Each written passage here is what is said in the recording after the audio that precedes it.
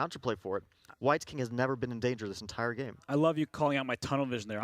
I see material, I take material. But knight d8 just ends the game on the spot. You cannot protect f7. Then your king is in. Oh, he plays it. What a move and what a spot by you. Queen takes f7 check. Should be lights out. Knight takes f7 actually is great as well. Hitting the rook, setting up discover check against this king. And Nihal with 3.1 seconds left. This is just, as long as you don't blunder a queen, you have this game in the bag. You're spoiled for choice. White, every move that White plays, which doesn't blunder things, wins. Now he's taking all the material. This is it. I mean, he's taking g5, followed by a5, and Black has nothing to show for the material loss. And apparently there was a checkmate at 10. I don't really fault Anish for not finding it, but queen takes a5. How many extra pawns does a player need? He has 3 of them, and knight e4. Queen takes b4 is not a free rook. There's knight d3 check. Maybe that's good enough, but he doesn't want to give material. I think you can go for that, but why? I mean, you can play queen to d8, check, probably followed by a checkmate. King to a3, just get the king out of potential checks as well.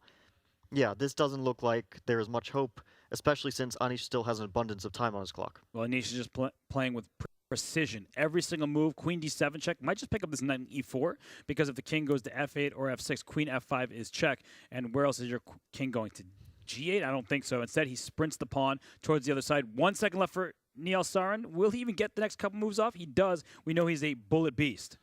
At least he's not running out of time, but that's the only thing that you can say in his favor in this game. He is actually starting to create some threats with knight e2, but they don't lead to a checkmate. 2 knights alone won't checkmate the lone king, so he can play a7 here. Knight to e2 check is met by king to d2. The king can escape via those dark squares. It can just like slide across. The knights are controlling some squares, but not quite enough. And yeah, this is game over. This was a perfect game by Anish. This was a beautiful victory. And it goes to show that maybe you shouldn't deviate as early as move 1, because when you play an opening like one knight c6, you get yourself in trouble from the very start. And for now, Anish Giri takes the lead once more. You see game